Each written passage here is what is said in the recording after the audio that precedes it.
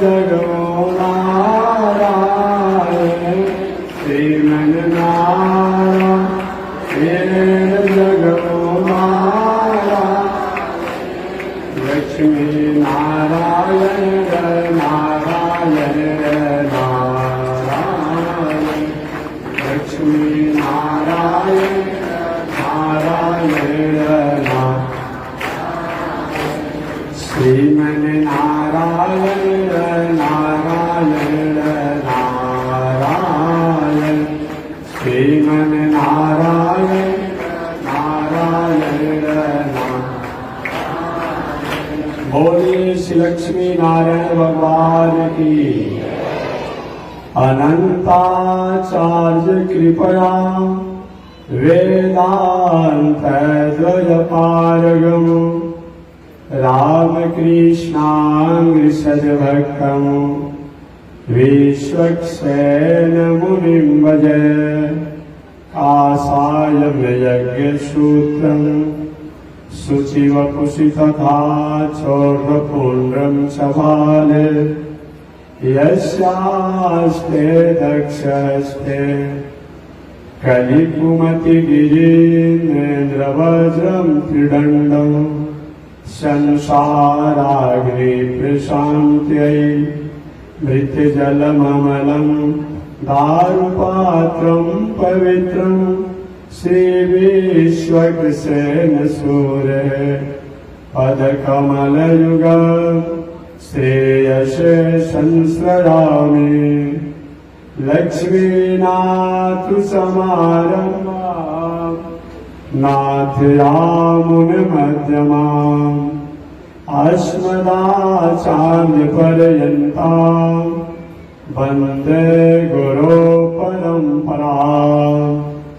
नारायणाय विद्महे वासुदेवाय धीमहि तन्नो विष्णु प्रचोदयात् महालक्ष्म्यै च विद्महे विष्णुपत्न्यै च धीमहि तन्नो लक्ष्मी प्रचोदयात् तन्नो लक्ष्मी प्रचोदयात्। परमाराध्य श्री लक्ष्मी नारायण भगवान नित्य वंदनीय पूज्य गुरुदेव श्री त्रिदंडी स्वामी जी महाराज के जुगल चरणों में कोटि नमन।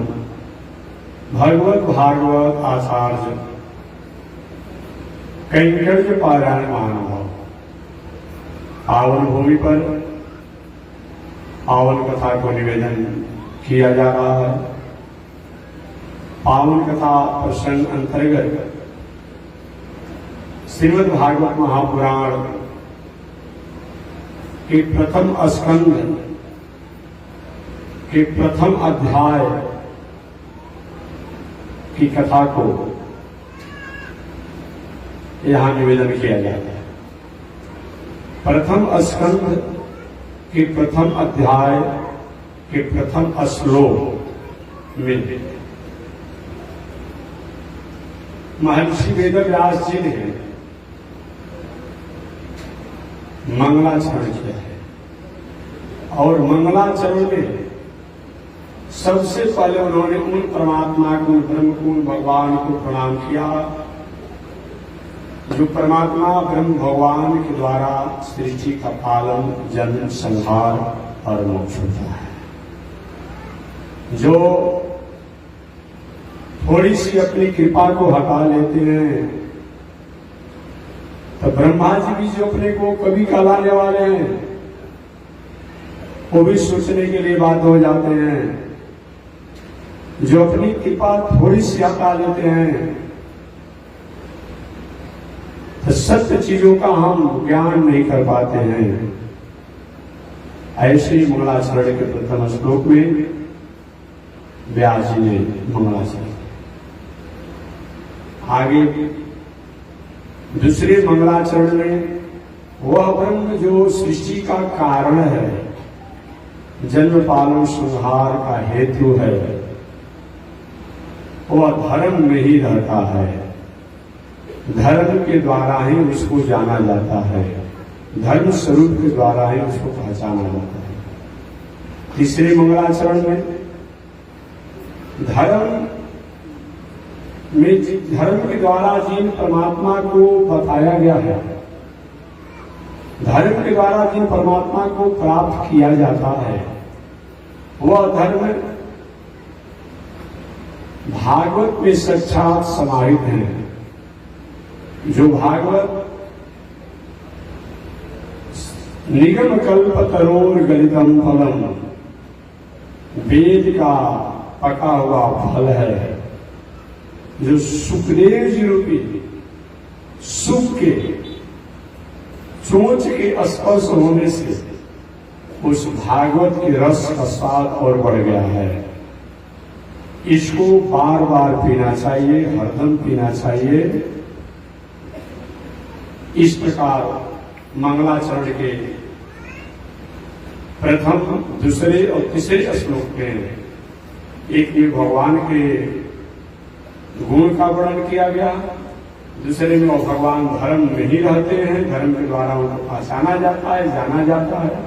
और तीसरे श्लोक में जो भगवान की व्याख्या जिन शास्त्रों में किया गया है, और भागवत कोई समान नहीं है, वेद का ही रिफाइनीकरण है, वेद का ही विशुद्धीकरण है, वेद के ही परिशुद्धीकरण के रूप में यह भागवत है। जैसे आम के फल का फ्रूटी होता है या और फल का फ्रूटी होता है, तो फल की प्रतीक्षा करने में तो बहुत समय लगता है। एक तो पहले वृक्ष को लगाइए, वृक्ष की सिंचाई कीजिए, बहुत दिनों तक प्रतीक्षा कीजिए, मौसम रहेगा उसके अनुसार, मौसम की अनुकूलता और वृक्ष के अपने समय के अनुसार उसके फल होते हैं। फल में भी कभी कभी जीव जंतु लग जाते हैं कि छोटा माता पशु पंछी सब खा जाते हैं, सब तहस कर देते हैं। लेकिन यह वेद रूपी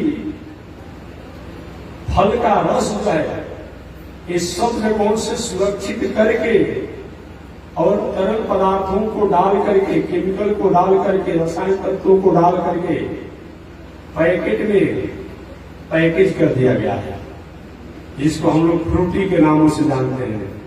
जब मन करे तब पीजिए, खाइए। अगर आप बरसात हो तब, गर्मी हो तब, जाड़ा हो तब, बस पाइप को निकालिए, डालिए पैकेज के छिद्र में और मुंह लगा कर पी लीजिए। बूढ़ हो तब, बालक हो तब, जवान हो तब, स्त्री हो तब, पुरुष हो तब, रोगी हो तब, स्वस्थ हो तब, सब इसको पी सकता है।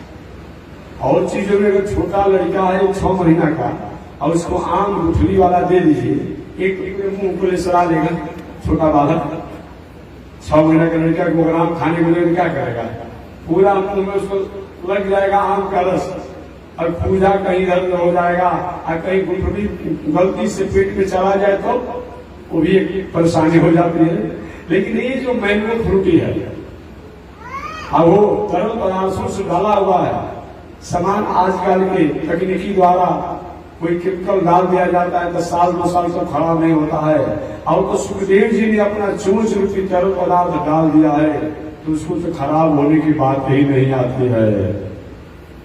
निगम कल्पतरोर्गलितं फलम् सुखमुखाद् मृतदर्वसंयुतम् पिबत भागवतम् रसमालयम् मुहुरहो रसिका भूमि भावुका। हे भावुकों, हे रसज्ञों, हे भक्तों, बार बार भगवत रूपी कथा को श्रवण कीजिए। क्या पता है इस जिंदगी का, इस जिंदगी की क्या पता है कि समा जलेगी कि बुझ जाएगी। आयुषम जलोल बिंदु सकलम हेनोपमं जीवनम धर्मम जो न करोति निंदित मते।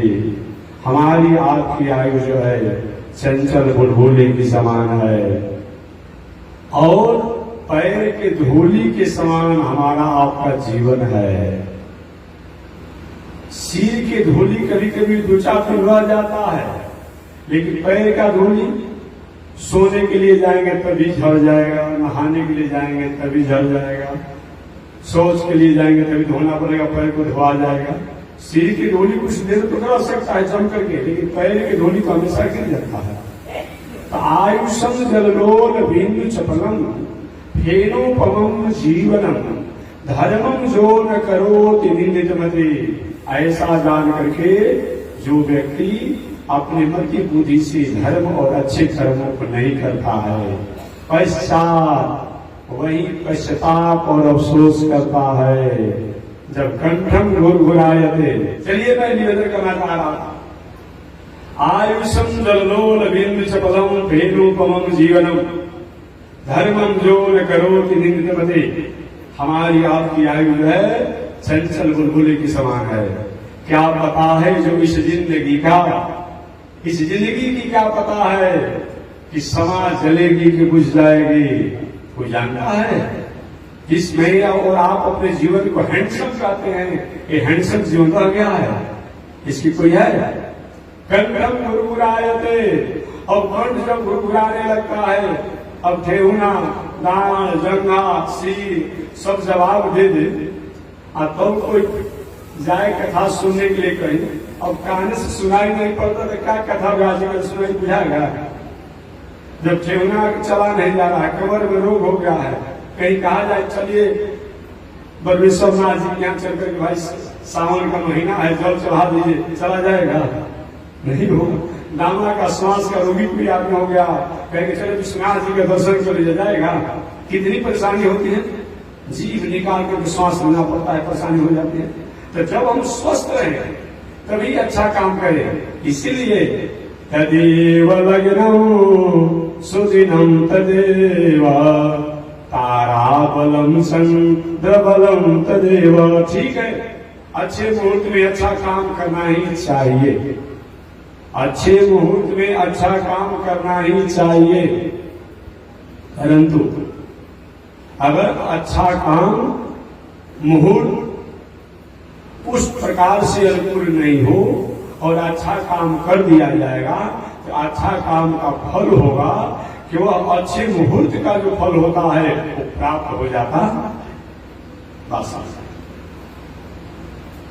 इसीलिए शास्त्र में बताया गया है अच्छा मुहूर्त होना चाहिए, सब कुछ होना चाहिए, लेकिन समय से परिस्थितियों को देखते हुए काल को देखते हुए हमें अच्छे कर्म में मुहूर्त नहीं भी हो फिर भी कर लिए। अब कोई मरने की तैयारी में है, आप देख रहे हैं कि सूत्रास्त हो गए हैं, दक्षिणायन हो गया है और बेचारा उसका और फिर कब लगा हुआ नहीं, उनके लिए भागवत सुना दीजिए, जब मुहूर्त हो जब हो सुना दीजिए, तीर्थ व्रत कराना हो तो करा दीजिए। ये मत सोचिए कि नहीं रामनवमी आएगा तभी अयोध्या ले जाएंगे, आखिर जन्माष्टमी होगा भादव में तो उनको कृष्ण का दर्शन कराएंगे, अब बावन द्वादशी होगा तो चल करके बक्सर में स्नान कराएंगे, अब बावन भाग का दर्शन कराएंगे। आज शिवरात्रि के सावन का जब होगा अंतिम दिन तो चल कर दर्शन नहीं, ऐसे व्यक्ति का और तब हो गया हो तो जिस दिन अगर स्थिति हो उनको करा दिए दर्शन, पूजा करा दीजिए। इसीलिए कहा गया तदेव लग्नम सुदिनम। विशेष परिस्थिति में, विषम परिस्थिति में यह मंत्र को लागू करने में कोई आपत्ति नहीं। तो मैं निवेदन करना चाहता हूं, नैमिषारण्य का पावन क्षेत्र है, 88,000 संत महात्मा लोग नैमिषारण्य में जुटे हुए हैं। व्यास जी के शिष्य रूमहर्षण सुत और रूमहर्षण सुत के पुत्र उग्र सर्वासुत जी नैमिषारण्य में व्यास गति पर बैठे हुए हैं और विप्रों में श्रेष्ठ, ब्राह्मणों में श्रेष्ठ, संतों में श्रेष्ठ, ज्ञानियों में श्रेष्ठ श्री शौनक ऋषि जो है उस आयोजन का अगुवाई कर रहे हैं। देखिए, आयोजन करने वाला व्यक्ति भी अच्छा होना चाहिए, बात समझेगा। आयोजक सब लोग मत चाहिए, भूरी खर्च कर दीजिए,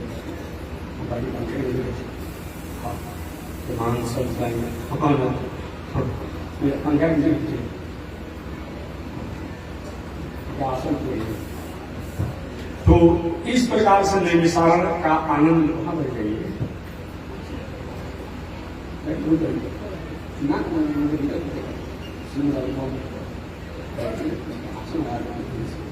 तो मैं निवेदन करना चाह रहा था कि नैमिषारण का पावन क्षेत्र है, 88,000 संत महात्मा लोग जुटे हुए हैं। पूरा नैमिषारण जो है संत महात्मा ऋषियों से खचाखच भरा हुआ है। ऐसे ऐसे संत नैमिषारण में जुटे हैं जिन्होंने चारों युगों को बदलते हुए देखा है। और सोचिए इतने उच्च कोटि के संत जुटे हुए हैं, जटाधारी, सुखाधारी, लोटाधारी, दाढ़ी वाले, चिमटा वाले। मैं कहता हूं ना कभी कभी कुंभ के अवसर पर आप संतों का जब नजारा देखेंगे ना बड़ी आनंद आता है। ऐसे ऐसे संत कुंभ के अवसर पर मिलते हैं। तब कुछ दिन पहले प्रयागराज में महाकुंभ लगा था, पुनः उस समय से कभी हरिद्वार लगता है, कभी नासिक लगता है, कभी उज्जैन लगता है अपने समय के अनुसार। तो आप कुंभ में देखिए उनकी एक अपनी मौज होती है संतों की। मैंने बताया था ना, अब कांट भी छाया हुआ है और संत के अपनी मौज है कि यही हम तपस्या करेंगे और कांटे में सुते हुए। बताइए मेरी बड़ी आश्चर्य की बात है। अनेक संतों के अपने परिवेश होते हैं। ये सभी संत लोग अपनी अपनी तपस्या, साधना, आराधना को समेटते हुए, देखिए कभी भी साधना, आराधना, तपस्या, जप, पूजा पाठ को बंद नहीं करना है, समेटना है। समेटने का मतलब क्या होता है कि थोड़ा कम करते हुए, बंद कभी नहीं करना है। हमें सुना था किसी कथा व्यास का कि 3 दिना तक विद्वान ब्राह्मण संत महात्मा अगर संध्या वंदन नहीं करता है त्रिकाल, तो उसको अपने सत्ता और शक्ति की कोई मतलब नहीं होता है। पुनः संस्कारो भवति। कितने तो ऐसे लोग कि संध्या जानते ही नहीं है कि संध्या क्या होता है। कि नहीं 3 दिनों तक संध्या वंदन अगर नहीं किया जाए तो जो जिस पहचान में है, संत है, महात्मा है, ज्ञानी है, विद्वान है, ब्राह्मण है, विजाति है, जो कहलाने वाले हैं, उनकी सत्ता का मतलब नहीं होता, उनकी पहचान नहीं रहती है। इसीलिए मैं तो निवेदन करता हूं और बहुत कुछ मंत्र न आवे। देखिए जो भी पूजा पाठ करने में संध्या वंदन में मंत्र नहीं आ रहा है, वेद का मंत्र इतना तो कर सकते हैं, नारायणाय नमः, नारायण नमः, यही कह करके अगर और जैसा तर्पण करना हो तो नारायण से कर दीजिए, अगर कहीं ध्यान करना हो तो नारायण को ध्यान कर लीजिए, ऐसा प्रणाम करना हो तो नारायण का नाम कर दिए। इतना तो करने आएगा ना, इतना तो करने आएगा। लेकिन प्रक्रिया सब करें, प्रक्रिया सब करें, विधा सब करें। अगर मंत्र रूपी क्रिया नहीं भी आ रही हो फिर भी सूर्य को अलग 2-4 बार दे दीजिए भगवान को ध्यान करके। 3 बार तो दिया जाता है जल, 1 बार दिया जाता है प्रायश्चित के लिए, फिर 4 बार सूर्य को जल दे दीजिए, कम से कम तर्पण कर लीजिए, सूर्य को ध्यान कर लीजिए। सूर्य को स्थान अगर मुद्रा आ रहा है बनाने तो ठीक है, सूर्य को स्थान का नहीं भी आ रहा है तो ध्यान कर लीजिए। इतना तो 2-4-10 बार भगवान का नाम जप लीजिए, इतना तो संध्या वंदन कर लीजिए। और विस्तार से नहीं हो रहा है क्योंकि 3 दिनों तक लगातार अगर हम संध्या वंदन नहीं करते हैं तो हम जो हैं वो हमारी पहचान कमजोर हो जाती है, हमारी शक्ति और सत्ता कमजोर हो जाती है। हम संत हैं तब, महात्मा है तब, ज्ञानी है तब, तपस्वी है तब। हमारे को वैदिक परंपरा में सन्यासी को भी संध्या वंदन करने को बताया गया है। कुछ परंपरा वाले, विचार वाले, दर्शन वाले, पंथ वाले कहते कि संन्यास जब ले लिया तो संध्या वंदन कैसा? नहीं, भले ही आपने संन्यास ले लिया लेकिन यह संन्यास लेने के बाद भी संध्या वंदन होना चाहिए। जब संन्यास लेने के बाद हम भोजन करते ही हैं, बोलते हैं, कपड़ा पहनते हैं, सोते हैं, चलते हैं, तो संध्या वंदन क्यों नहीं? ये संध्या वंदन निश्चित रूप में होना चाहिए। इसलिए हमारे वैष्णव परंपरा के जो सन्यासी संत हैं वो संन्यास लेने के बाद भी शिखा भी रखते हैं और संध्या वंदन नहीं करते हैं। और जो नहीं रखते हैं, नहीं करते हैं अब वो अपनी बात को समझेंगे, क्योंकि बहुत हमेशा कुछ कहना उपयुक्त नहीं समझ में आता है, लेकिन शास्त्रीय परिपाटी है कि संध्या वंदन संन्यास के बाद भी किया जाए। नहीं करने वाले वो अपना समझेंगे क्यों नहीं करते। तो मेरी निवेदन करना चाह रहा था, मैं विचार का पावन क्षेत्र 88,000 संत महात्मा लोग, ये पूरा न विचारण जाए खचाखच भरा हुआ है। सौम्य ऋषि इस आयोजन की अगुवाई कर रहे, अध्यक्षता कर रहे हैं, जो विप्रों में श्रेष्ठ हैं। रोमहर्षण सूत जी के पुत्र पूर्ण सर्वासूत जी अभी वर्तमान समय में व्यास गति पर बैठे हुए हैं। पहले तो रोमहर्षण सूत जी व्यास गति पर बैठे थे, लेकिन रोमहर्षण सूत जी जब बलराम जी द्वारा उन पर अनुशासन किया गया और अनुशासन के कारण वे जीवन लीला को समाप्त करने मृत्यु को प्राप्त की। ऋषियों ने प्रार्थना किया, प्रभु हमारा अनुष्ठान का क्या होगा? कहते कहिए तो मैं इनको जिंदा कर देता हूँ।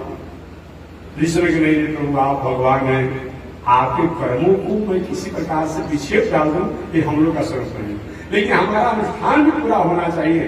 तो ठीक है, रोमहर्षण सूत के पुत्र सर्वासूत को हम व्यास गति पर बैठा गया, वही सर्वासूत जी को व्यास गति पर बैठा गया। तो पहले कथा जो भागवत हो रही थी, रोमहर्षण सूत जी सुना रहे थे, और जब बलराम जी ने उनको समाप्त कर दिया, अनुशासन किया, अनुशासन से मर गए, तो उनके पुत्र उग्र सर्वासूत जी कथा सुना। तो उग्र सर्वासूत जी यही श्रीमद् भागवत महापुराण के प्रथम स्कंद के प्रथम अध्याय के 3 श्लोकों के मंगलाचरण के बाद मैंने बता दिया। प्रथम श्लोक में ब्रह्म और ब्रह्म की सत्ता और ब्रह्म के गुण, ब्रह्म की विशेषताएं, ब्रह्म के प्रभाव को वर्णन किया गया है श्रीमद् भागवत महापुराण के प्रथम स्कंद के प्रथम अध्याय के प्रथम श्लोक में। जन्मादश जितो नगार इत्यादि व्याख्या में कर चुका। दूसरे श्लोक में वो ब्रह्म जो अपनी सत्ता और शक्ति के द्वारा पूरी दुनिया को बस में रखता है, वो ब्रह्म धर्म के द्वारा ही जाना जाता है। धर्म प्रोजित, ये धर्म शब्दों को बताया गया है। और तीसरे श्लोक में वो ब्रह्म और धर्म भागवत के द्वारा, भगवान की कथाओं के द्वारा ही उसको प्रतिपादित किया जाएगा। इसलिए भागवत की महिमा को भी बता दिया गया है। अब भागवत में रस जो और रसमय करने वाले जो सुखदेव है, उनको भी याद किया गया है। निगम कल्प तरोर गलितम फलम, इसकी व्याख्या हो चुकी है। और सूत जी व्यास गति पर बैठे हैं। भगवान श्रीमन नारायण को उग्र सर्वासूत जी ने स्मरण किया, ध्यान किया, चिंतन किया।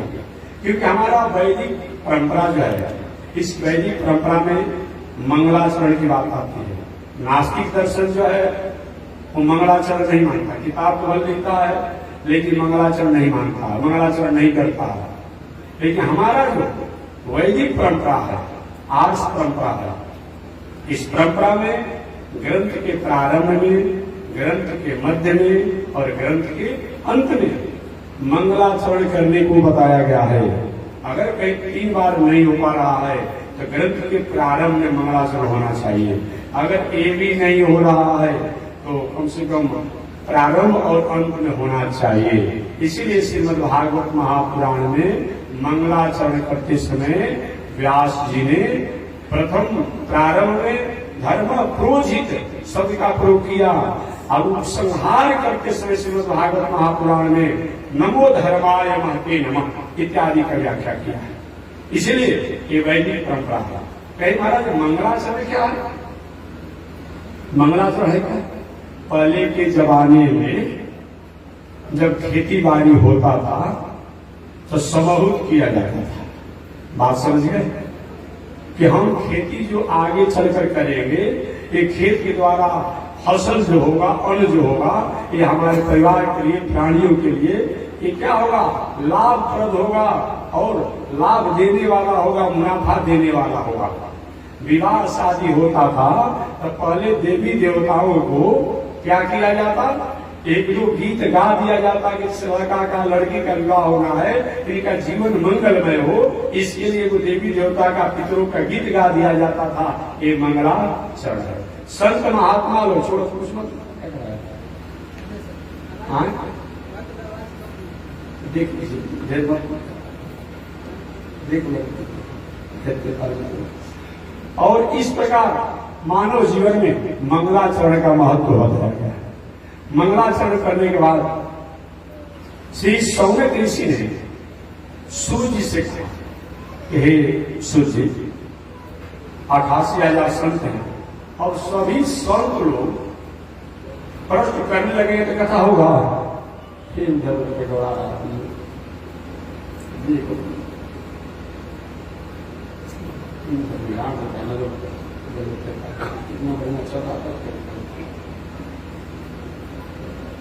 तो मैं निवेदन करना चाह रहा था, क्या प्रकार कर लिया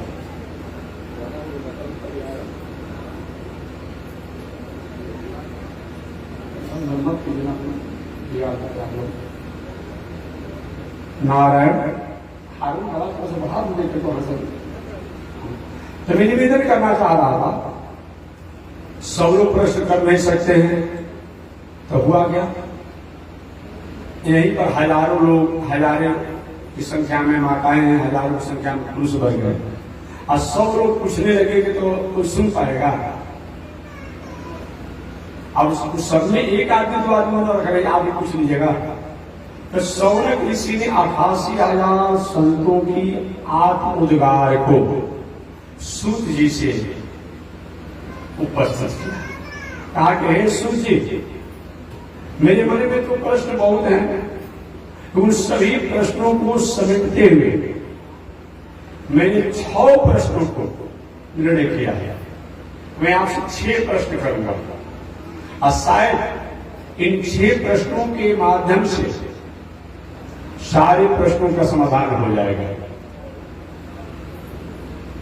जैसे सूत्र होता है ना, सूत्र कम होता है लेकिन उसकी व्याख्या बहुत लंबी हो जाती है। तो हम 6 प्रश्न करेंगे और शायद इन 6 प्रश्नों के द्वारा सभी लोगों के प्रश्नों का समाधान हो जाएगा और मेरे भी और जो प्रश्न का समाधान हो जाएगा। ठीक है महाराज, प्रश्न आप कीजिए। देखिए, किसी से प्रश्न आप करिए, ऐसा प्रश्न करिए उसका मन प्रसन्न हो जाएगा। ऐसा नास्तिक का प्रश्न मत कीजिए कि सुनाने वाला आपके जवाब को मन में उसको उदासी हो जाए। आजकल जैसे नास्तिकों द्वारा कुछ कुछ बातों को कह दिया गया है। प्रश्न में इसलिए हमारे यहाँ संवाद है, संवाद में समाधान होता है, संवाद के द्वारा समाधान होता है। तो संवाद है। तो क्या प्रश्न किए सौनक जी ने? सबसे प्रथम प्रश्न किए कि मानव मात्र को, मनुष्य को भगवान की प्रसन्नता के लिए, भगवान की प्राप्ति के लिए क्या करना चाहिए? ये प्रथम प्रश्न है। मानव को, मनुष्य को भगवान की प्रसन्नता के लिए क्या करना चाहिए? अलग अलग किताबों में, अलग अलग ग्रंथों में अलग अलग भावनाएं हैं। कोई कहता है जप करिए, कोई कहता है दान करिए, कोई कहता है तप करिए, कोई कहता है पूजा करिए, कोई कहता है तीर्थ करिए, कोई कहता है व्रत करिए। अभी कल परसों एक आदमी आए थे कि महाराज जी मैं वृंदावन में गया था, एक महात्मा के दर्शन के, उन्होंने कहा कि अमुक नाम जपो और माला को पढ़ लो। हमने कहा ऐसे तो पूरे दुनिया में घूमेंगे तो जहां जहां जाएंगे तो वही हो जाएगा। अब घोरी बाबा के यहाँ जाएंगे तो घोरी बाबा के लोग कहेंगे कि चलो तो शमशाने में तुम उससे खपड़ ले लो और खपड़ लेकर इससे ठीक करो। और बताइए ये कोई मतलब होता है? संत महात्मा के प्रति आदर रखना चाहिए, लेकिन संस्कृति से और धर्म से कोई समझौता नहीं करना चाहिए। मानव मात्र के प्रति आदर की भावना, प्राणियों के प्रति आदर की भावना, परंतु धर्म, शास्त्र, संस्कृति, वेद, संस्कार में समझौता किसी से नहीं करना चाहिए। याद रखना, दुनिया में पंथ अलग अलग हो सकते हैं विचार अलग अलग हो सकते हैं, मजहब अलग अलग हो सकते हैं, लेकिन धर्म तो एक ही है। इस धर्म के द्वारा हमारे जीवन में, आचरण में, व्यवहार में, खान पान में, उठन बैठन में किसी प्रकार का दोष हो, वो दोष हमेशा हमेशा के लिए त्याग हो जाए और अच्छे आचरण, अच्छे कर्म करने का विचार आवे और भगवान श्रीमन नारायण के चरणों में प्रेम हो जाए, वही धर्म है। ऐसा अगर नहीं होता है तो धर्म नहीं है। आज इस कौन सा मजहब में जाने से हम पहले कोई मछली खाता हो, मांस खाता हो, शराब पीता हो, जुआ खेलता हो, वेश्यावृत्ति करता हो, और कोई के लगाना बस हमारे अघोर पंथ में आ जाइएगा तो कोई हर्ज नहीं। अभी नया अघोर पंथ पंथ चला है, घूम घूम के प्रचार कर रहा है, कुम हटाओ सब कुछ खाओ, शिव बाबा को गुरु बनाओ। शिव गुरु, अरे जो प्रचार करने वाला है उसके बारे में आप जानते हैं कौन है?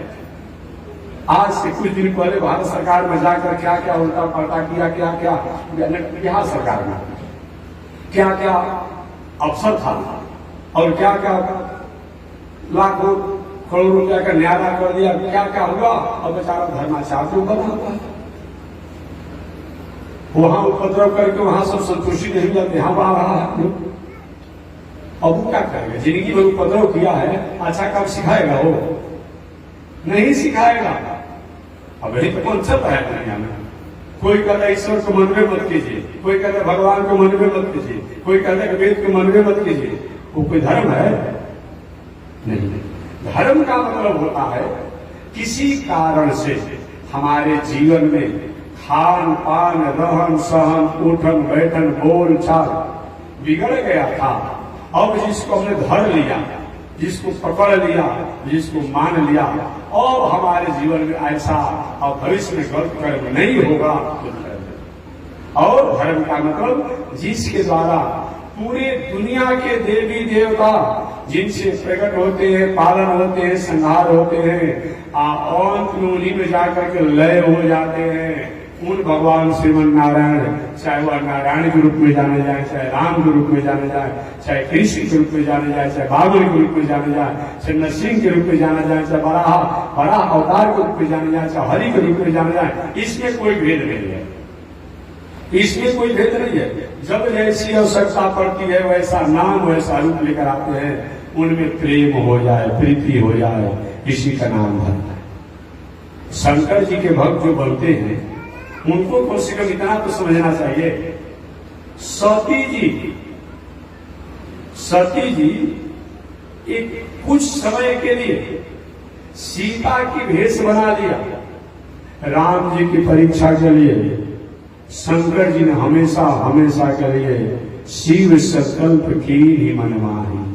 शंकर जी ने सती को संकल्प ले लिया, कभी मेरी पत्नी की जोग नहीं है, मेरी आराध्या सीता का वेश बना करके मेरे आराध्य राम जी का इन्होंने अपमान किया। आप कैसे याद है भाई?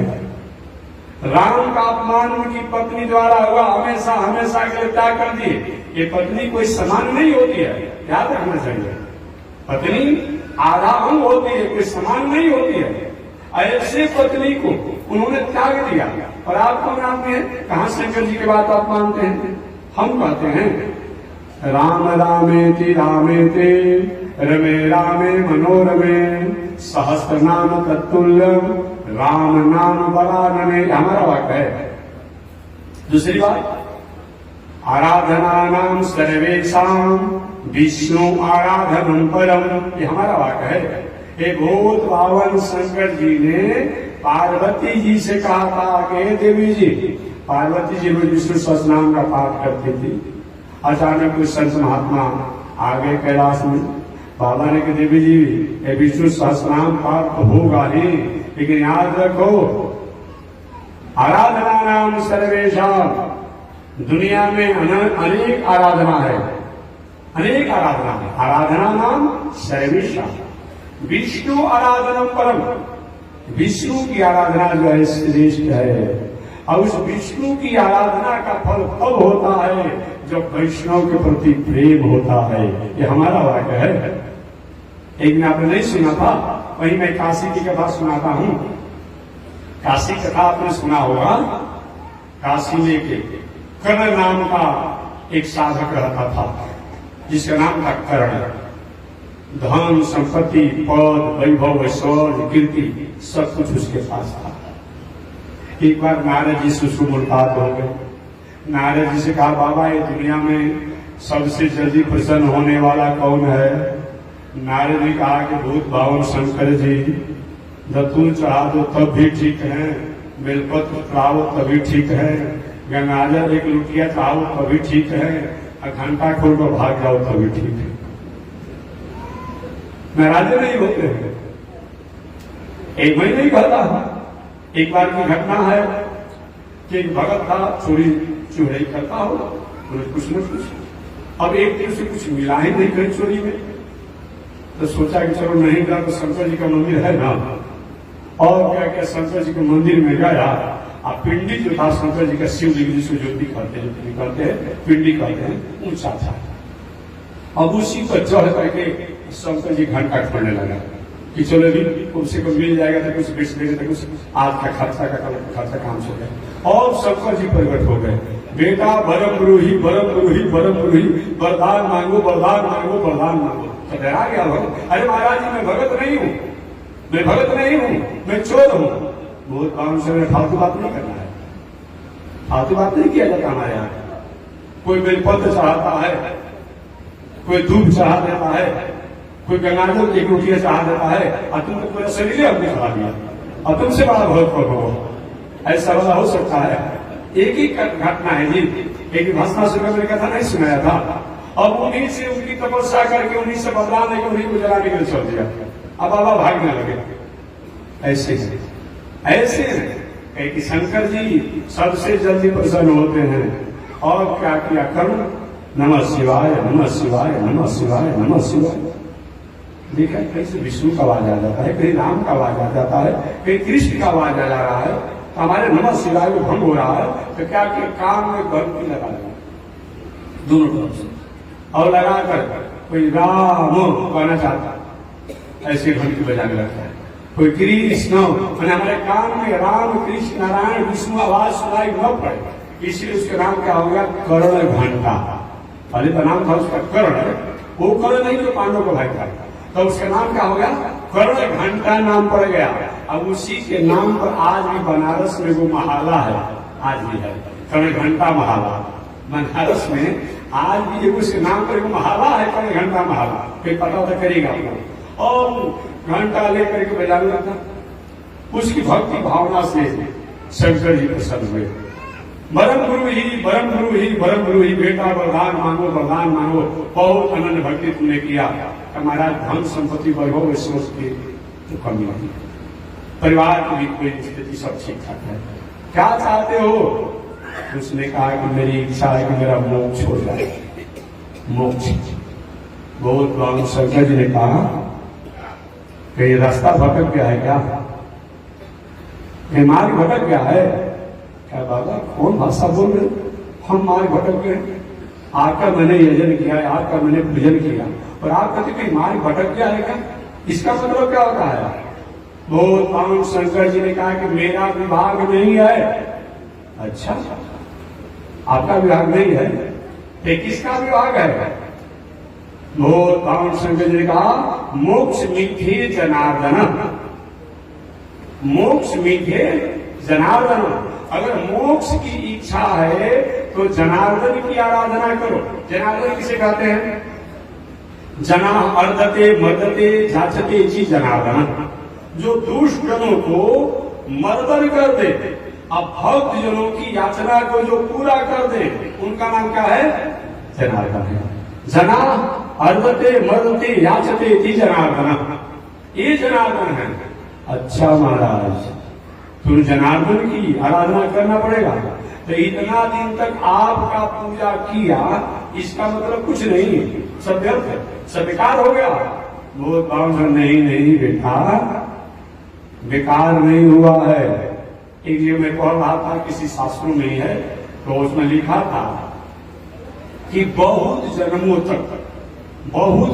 तक अब बहुत बार, अब बहुत दिनों तक भूत प्रेत साकनी डाकनी राक्षसी तंत्र मंत्र जादू टोना इत्यादि की पूजा पाठ में रहते हैं, तो अगले जन्म में कहीं होता है तो कहीं यक्षों के प्रति हमारी निष्ठा होती है, गंधर्वों के प्रति हमारी निष्ठा होती है। अगले जन्म में उन यक्षों और गंधर्वों को बहुत दिनों तक पूजा पाठ करते हैं, बहुत जन्मों तक पूजा करते हैं, तब पितर देवताओं के प्रति निष्ठा होती है, पितरों के प्रति निष्ठा होती है। अब बहुत दिनों तक, अब बहुत जन्मों तक पितरों की आराधना पूजन करने के बाद अब तो भगवती जी, दुर्गा जी, काली जी, गणेश जी इत्यादि के प्रति निष्ठा होती है। अब उनकी बहुत दिनों तक पूजा करने के बाद तो ब्रह्मा जी के चरणों में निष्ठा होती है। अब उनके बहुत दिनों तक पूजा करने के बाद शंकर जी के चरणों में निष्ठा होती है, और शंकर जी की आराधना करने के बाद तो भगवान के चरणों में भक्ति हो पाती है। ऐसे नहीं हो जाता। साधारण किसी व्यक्ति के यहाँ जाना हो तो कितने द्वार पार करके, कितने कर्मचारी को पार करके जाना पड़ता है। इसलिए बहुत बावन शंकर ने कहा नहीं नहीं बेटा, तुमने जो मेरी तपस्या साधना किया ये बेकार नहीं जाएगा, ये व्यर्थ नहीं जाएगा। जब तक मेरे पास कोई नहीं आता है, मुझे नहीं जानता है, मुझे नहीं पहचानता है, तब तक वहां जाने की उन्हें हरी झंडी नहीं मिलती है, और उनके पास जाने का और तुम्हें अधिकार प्राप्त हो गया, और तुम्हें अधिकार प्राप्त हो गया। ऐसे बहुत भाव शंकर जी है, इसीलिए उनकी आराधना करना पड़ेगा। आपने जान लो, उनकी आराधना करना पड़ेगा। वही तुम्हारा तो क्या करे, शंकर जी कहेंगे तुम चले जाओ बद्री नारायण में। आप बद्री नारायण में जा करके वही बद्री नारायण भगवान की आराधना करना, वही कर घंटा जो है वही कर पर घंटा उनका छोड़ छाड़ करके फेंक फाक करके आप बद्री नारायण भगवान की आराधना किया, और बाद में भगवान को प्राप्त किया। दुनिया के लोग भले और देवी देवताओं की पूजा करें, लेकिन भूत भावन शंकर जी किसकी आराधना करते हैं? भगवान के। रात दिन समाधि में भगवान का ही ध्यान करते रहते हैं, उनका ही चिंतन करते रहते हैं। इसलिए हमें सतपथ पर चलना चाहिए। भले भूत भावन शंकर जी का भेष चाहे थोड़ा अमंगल प्रतीक होता है, लेकिन वो अमंगल भेष में भी वो राम नाम का ही जप करते रहते हैं। एक काशी नगरी में मोक्ष देने के लिए जो चक्र से जलाई हुई पूरी है, कहते कि मरने पर काशी में मुक्ति हो जाए। कि वहां पर तारक मंत्र जो है, राम मंत्र जो है, नारायण मंत्र जो है, कृष्ण मंत्र जो है, भगवान का मंत्र जो है, हमेशा शंकर जी अपने भक्तों को देते रहते हैं कान में काशी में, इसीलिए उनकी मुक्ति हो जाती है। ऐसा शमशान पुरी कोई समान शमशान नहीं है। भगवान के चक्र से जलाई हुई काशीपुरी जो है, जो शमशानपुरी कहा जाता है, ऐसे मंगल करते रहते हैं। तो मैं निवेदन करना चाहता हूं कि दुनिया में अनेक साधन है, अनेक साधन है। अल्पस्य काल बहुवस्य विघ्न, अल्प काल है, बहुत से विघ्न है, अनेकों मुनियों की अनेक प्रमाण है। क्या करें? कोई भी कहता है कि हम धर्म करते हैं। आप चले जाइए तारापीठ में, वहां दो प्रकार से पूजा होती है। एक तो वाम मार्ग से पूजा होता है, शराब मछली मांस जो कुछ करना है आए के, उत्तर मार्ग से भी पूजा होता है, उत्तर मार्ग से पूजा होता है। आज रजरप्पा चले जाइए और चले जाइए, देखिए तो अल्पस्य काल, अल्प काल है, बहुत से विघ्न है, अनेकों मुनियों की अनेक प्रमाण है। करना क्या चाहिए? शास्त्र ने जिस कार्य को करने को निषेध किया है उनको त्याग देना चाहिए।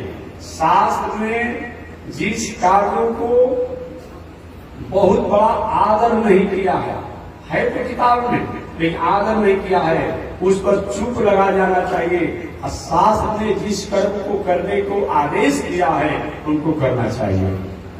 आप गंगा जी स्नान रोज में करता हूँ, गंगा इत्यादि पवित्र नदियों में स्नान करने आप जाते हैं, स्नान करने जाते हैं, उसमें लाश भी बहता है, लाश भी बहता है, कूड़ा करकट भी बहता है, गंदगी भी बहती है। तो आप जाते हैं गंगा स्नान करने के लिए, तो जो कुछ भी बहता है सब कुछ आप लेकर अपने घर आते हैं? नहीं, फिर भाई गंगा जी में समझा रहे हैं। आप करते क्या है? शुद्ध गंगाजल को डीबा में भर करके घर में लाते हैं।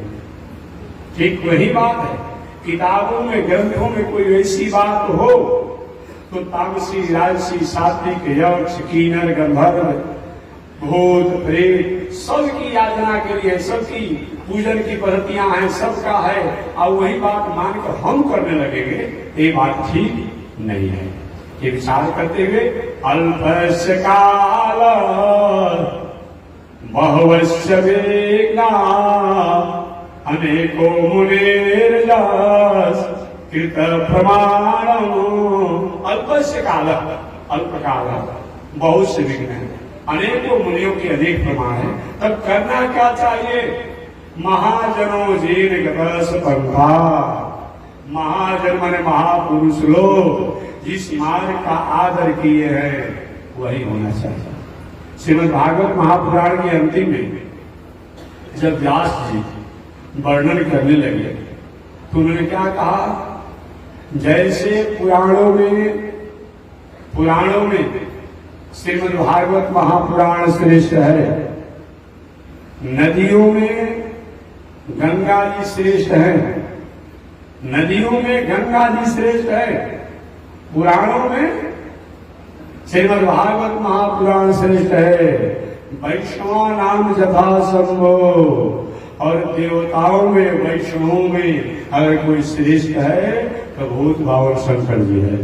हम कहते हैं, इतने भागवत कहने वाले लोग शंकर जी बहुत ही कहते हैं कि नहीं कहते हैं कि वैष्णवा नाम यथा संभो, कहते ही हैं लोग। अब यहाँ पर होता है महाराज गंगा जी को श्रेष्ठ क्यों बता दिया गया कि नदियों में श्रेष्ठ गंगा जी है, जबकि अयोध्या के रहने वाले लोग कहते हैं कि हमको हिंदी जो बोलते हैं थोड़ा भूल गए कि निमिषमात्र सरजू सेवे तुले न तुलसी दास। ये भावना है, भावना है। गंगा जी को सबसे भागवत में गंगा जी को श्रेष्ठ बताया गया है। क्यों बताया गया है? गंगा जी ऐसे भी श्री रामायण में अंगद जी ने शायद कहा था हमको भूल रहे तो आप लोग को याद दिला देगा। अशुद्ध अगर हमसे कहा जाएगा तो उसको शुद्ध कर लीजिएगा, कभी याद करके। ये मगर महात्मा ने कहा ऐसा शुद्ध बोल दिया। अरे भाई कितनी चीजों को याद किया जाएगा बताइए ना, बस की बात है, हमें याद दिलाते हैं, आप शुद्ध कर लीजिएगा। शायद अंगद जी ने किसी ने कहा कि गंगा जी को तुम जल मान रहे हो और नदी मान रहे हो, और राम जी को तुम पुरुष मान रहे हो। राम जी पुरुष नहीं है, राम जी साक्षात ईश्वर है। गंगा जी नदी नहीं है, साक्षात विष्णु की शरणागत है। इसीलिए और नदियां हो सकती है जो कि अलग अलग ऋषियों द्वारा प्रकट किया गया, लेकिन गंगा जल जो है, गंगा जी है जो, ये भगवान के चरणामृत है।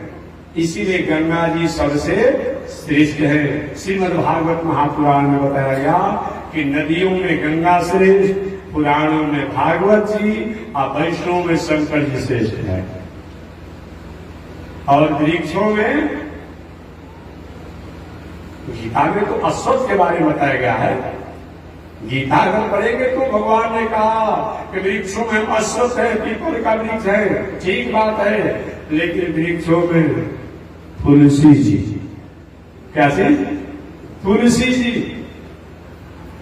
हर घर में पीपल का वृक्ष आंगन में नहीं लगाया जाएगा, ठीक है, वहां देवता तो रहते हैं, बृहस्पति रहते हैं, सूर्य रहते हैं, लेकिन प्रेत के साथ भी शनिचर भी रहते हैं।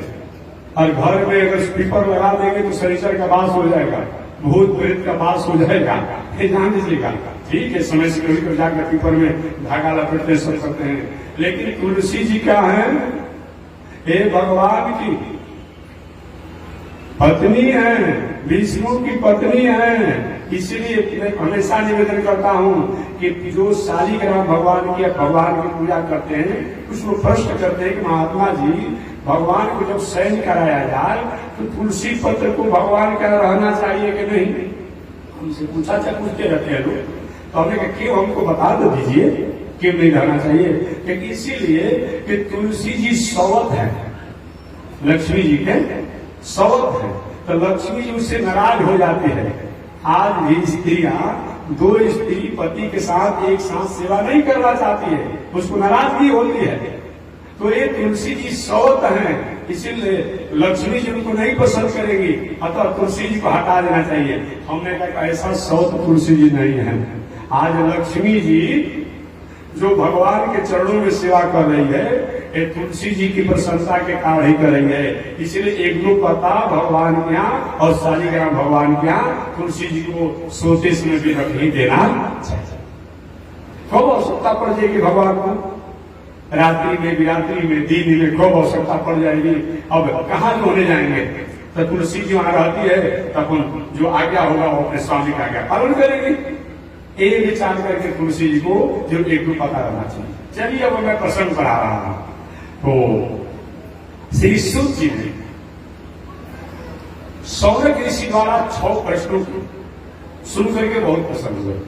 सौनक जी ने 6 प्रश्न कौन किया? सबसे प्रथम तो प्रश्न किया कि मानवों को भगवान की प्राप्ति के लिए क्या करना चाहिए। जग करना चाहिए कि दान करना चाहिए कि पुण्य करना चाहिए कि तीर्थ करना चाहिए कि व्रत करना चाहिए, क्या करना चाहिए। और दूसरा प्रश्न किया कि साधन तो अनेक है, लेकिन श्रेय यानी श्रेष्ठ साधन क्या है मनुष्यों के लिए। साधन तो अनेक है, लेकिन श्रेष्ठ साधन क्या है ये बताइए। तीसरा, शास्त्रों में जो भी कहा गया है, जो भी लिखा गया है, वो शास्त्रों का सार क्या है। अर्थात शास्त्र जो है ये क्या जानना चाहता है, मनुष्य को क्या बताना चाहता है, ये तीसरा प्रश्न है। और चौथा प्रश्न, द्वापर युग के अंत में भगवान श्री कृष्ण को इस संसार में आने की क्या आवश्यकता पड़ी। भगवान श्री कृष्ण रूप में क्यों संसार में आए। अगर ये कहा जाए कि धर्म की स्थापना, दुष्टों का संहार और क्या है, भक्तों को कृतार्थ, यही बताएगा ना। परित्राणाय साधुना, साधु पुरुषों को, साधु माने भक्तों को कृतार्थ करने के लिए, मंगल करने के लिए, भावना को पूरा करने के लिए, दुष्टों को संहार करने के लिए और धर्म की स्थापना करने के लिए। तो क्या भगवान अपने लोक में रह करके धर्म की स्थापना नहीं कर सकते थे? एक राष्ट्राध्यक्ष अपने जहां उसका ऑफिस कार्यालय है, वहां से बैठ कर अगले दिन से ये सिलेबस, ये नियम, ये कानून लागू होगा, तो सारे कर्मचारी उसके जो है वो नियम कानून को लागू करा देते हैं। क्या भगवान के कर्मचारी दुनिया में संत, महात्मा, ब्राह्मण और देवता ऋषि लोग जो है, ये कर्मचारी लोग क्या धर्म का स्थापना नहीं करा सकते थे? आखिर भगवान को क्यों आना पड़ा? तब दुष्टों के संहार। एक राष्ट्राध्यक्ष जहां से बैठा वहीं से घोषणा करता अपने सेना को, एक काम कर देना है तो काम हो जाता है। जाकर राष्ट्राध्यक्ष वाजू भी करता है, कभी कभी साझेदार में युद्ध करता है, कुछ करता नहीं है, वो आदेश देता है। तो भगवान के संसार में आकर के और दुष्टों को संहार करना पड़ा। वो वहीं से कहते कि जितना भी दुष्ट है उनका हार्ट अटैक हो जाता, कोई जरूरत ही नहीं पड़ता आने के लिए चक्र लेकर।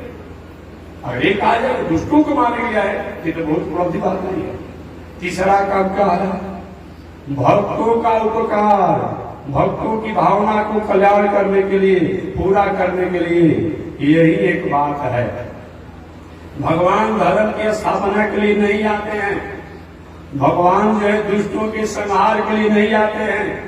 ये तो काम वहीं से हो सकता है, ये काम जहां अपने लोग थे वहीं से हो सकता है, लेकिन भक्तों की भावना को उपकार करने के लिए, मंगल करने के लिए, पूरा करने के लिए वहीं से काम नहीं होगा।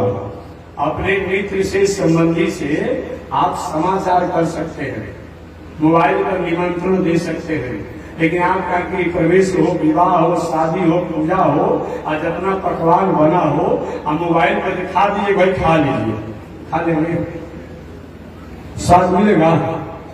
खाली देख करके संतोष करना पड़ेगा।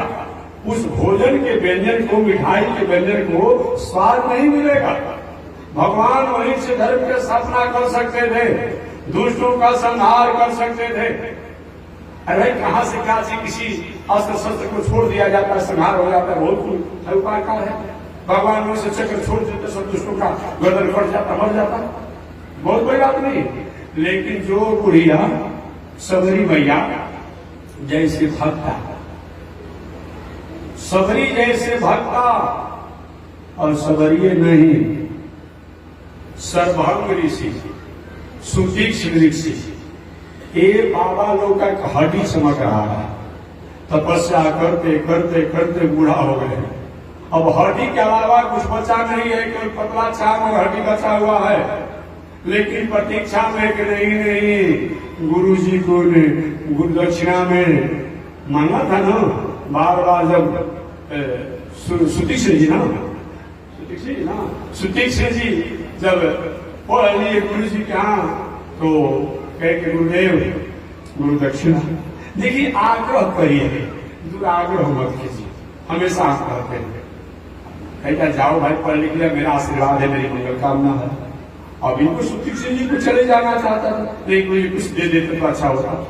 तो गुरु जी ने कहा कि ठीक है जाओ, तो राम जी करा के दो, तो समस्या हो गई। इसीलिए सुतीक्ष्ण जी जाते ही नहीं थे गुरु जी के पास। अब कैसे जाएंगे? अब वही राम जी जब आ रहे थे तो लेकर के आए, तो गुरु जी प्रसन्न हो गए, बेटा आज की दक्षिणा तुमने पूरा कर दिया।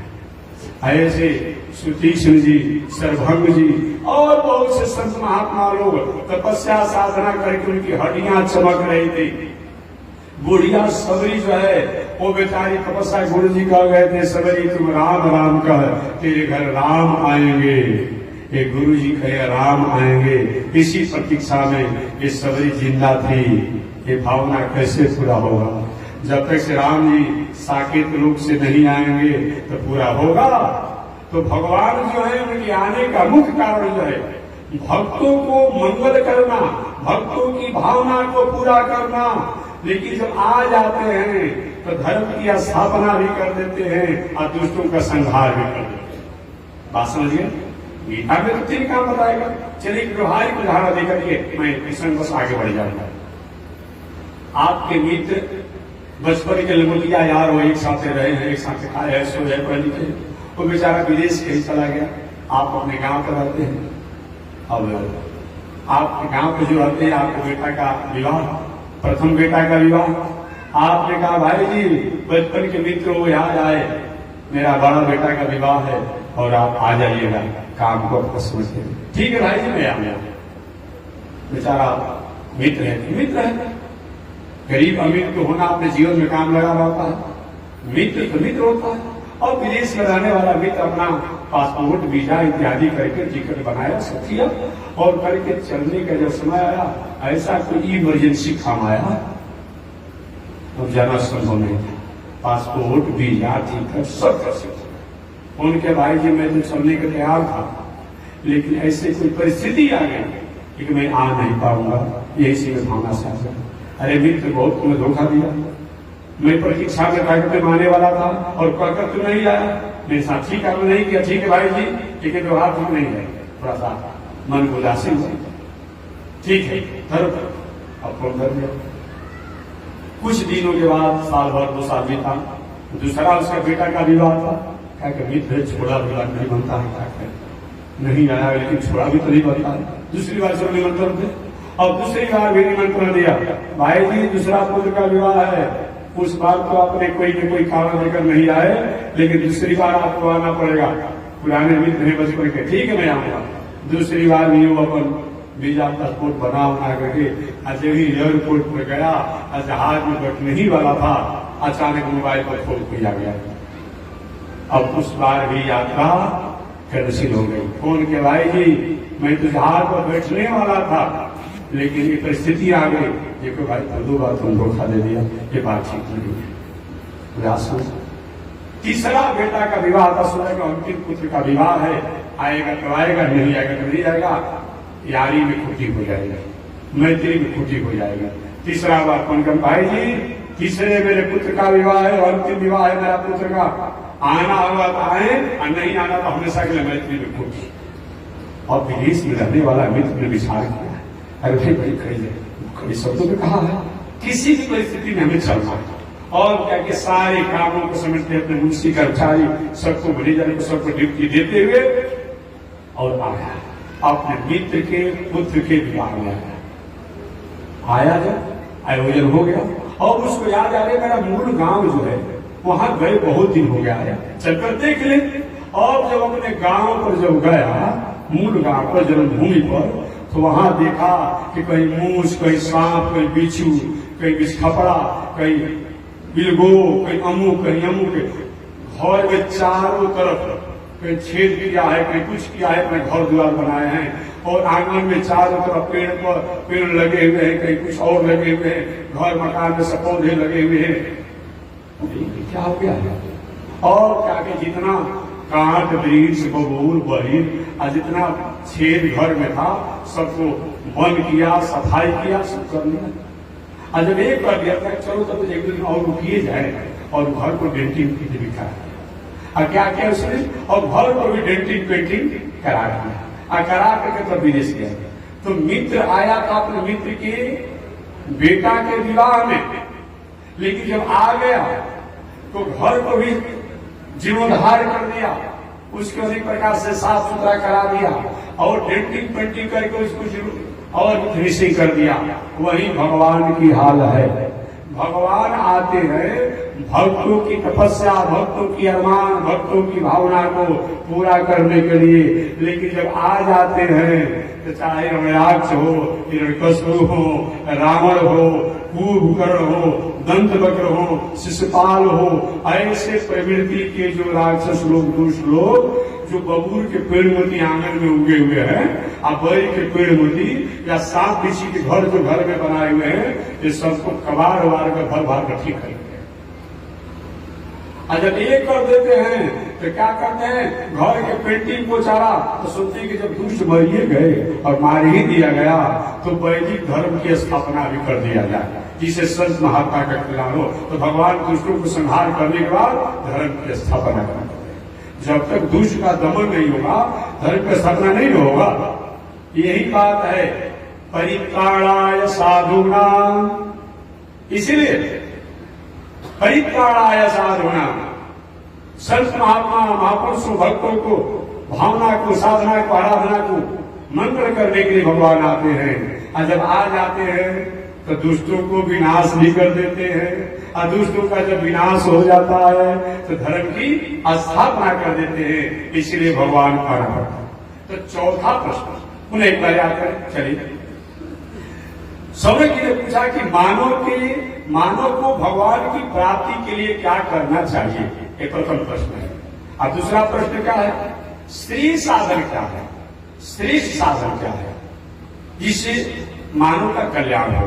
और तीसरा प्रश्न, शास्त्र का सार क्या है, अर्थात शास्त्र क्या कहना चाहता है, शास्त्र का तात्पर्य क्या है, ये तीसरा प्रश्न है। और चौथा प्रश्न, भगवान श्री कृष्ण इस दुनिया में क्यों अवतार लिए, ये चौथा प्रश्न है। और पांचवा, भगवान के कौन कौन अवतार होते हैं, ये पांचवा प्रश्न है।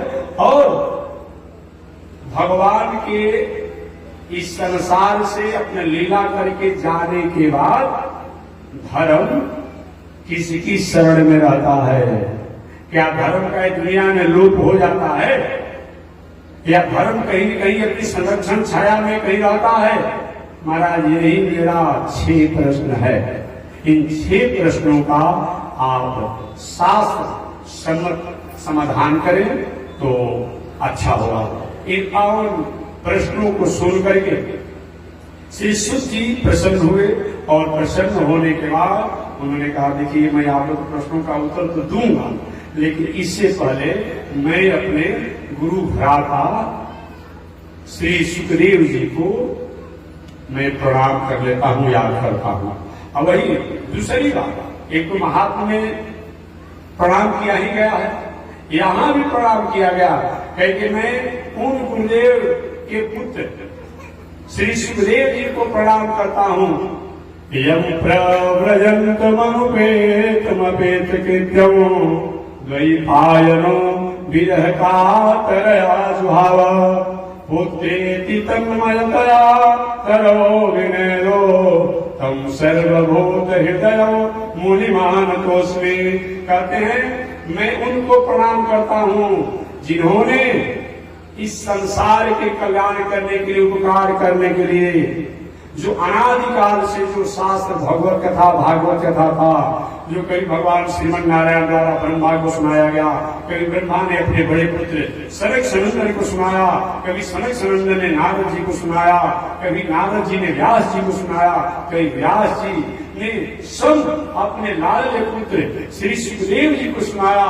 वही सुखदेव जी हैं जो जन्म लेते ही जगोपवी संस्कार भी जिनका नहीं हुआ, जो सन्यास के जो दीक्षा भी नहीं लिए व्यवहारिक, लेकिन जगोपवी संस्कार और सन्यास की दीक्षा का जो संकल्प होता है, उस संकल्प को पूरा करने के लिए जो जन्म लेते ही जंगल की राह पकड़ लिए, व्यास जी पुकारते रहे द्वैपायनो, वह कृष्ण द्वैपायन व्यास जी पुकारते रहे, हे पुत्र हा पुत्र रुक जाओ और बड़े हो जाओगे, तुम्हारा संस्कार कर देंगे, विवाह हो जाएगा, मेरा नाती हो जाएगा, तब तुम साधु बन जाना। लेकिन उन पर कोई प्रभाव नहीं पड़ा। जंगल में सरोवर के तट पर स्नान करने वाली देव कन्याएं उन सुखदेव जी को देख करके प्रणाम किया।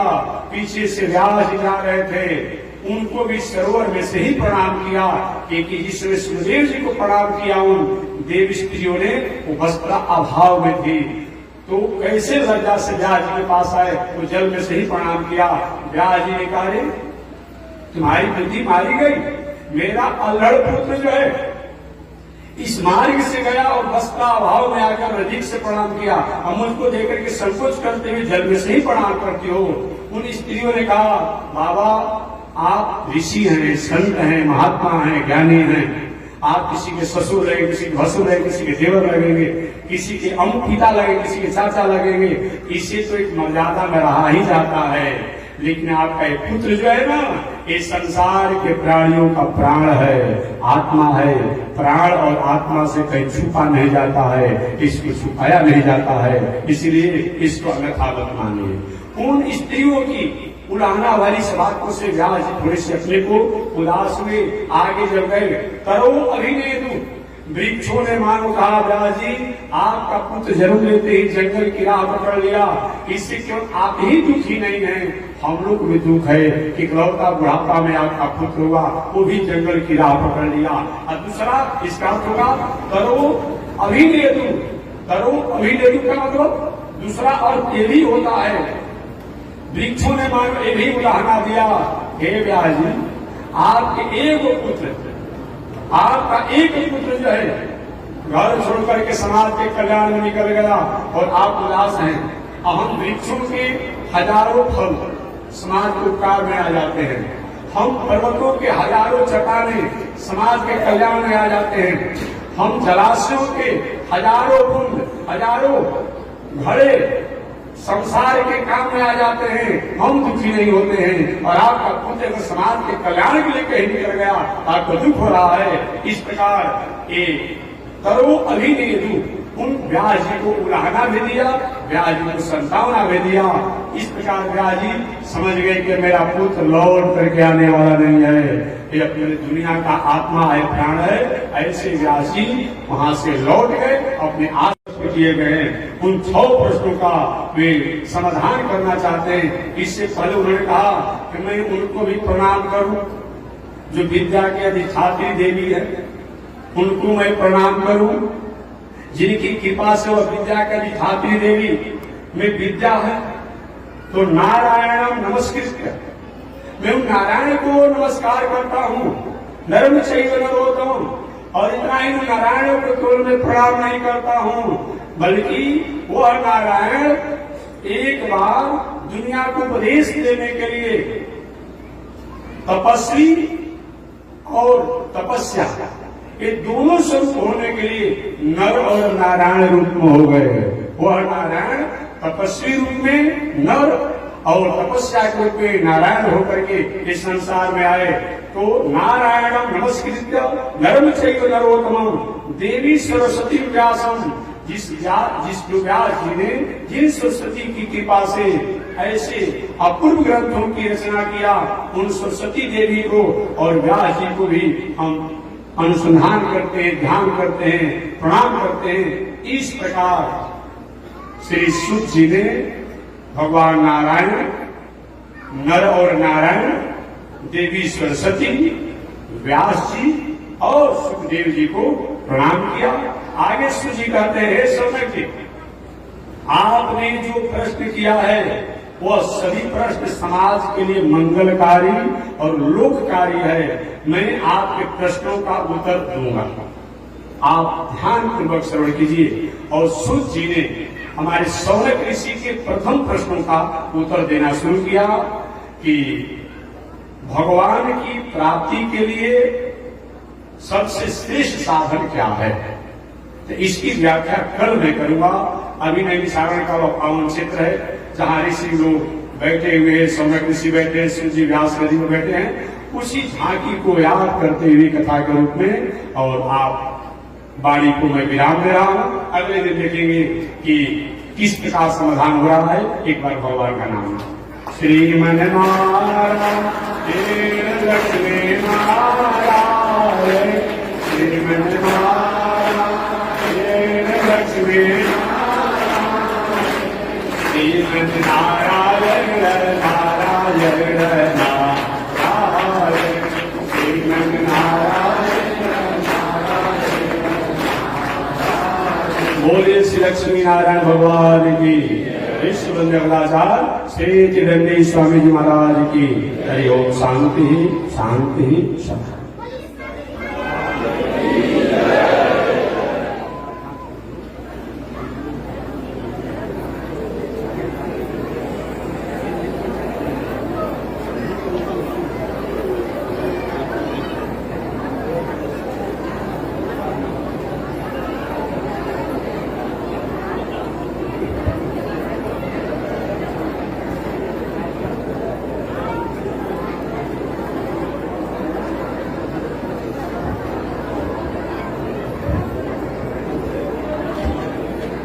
ओम चंद्रमा मनसो जात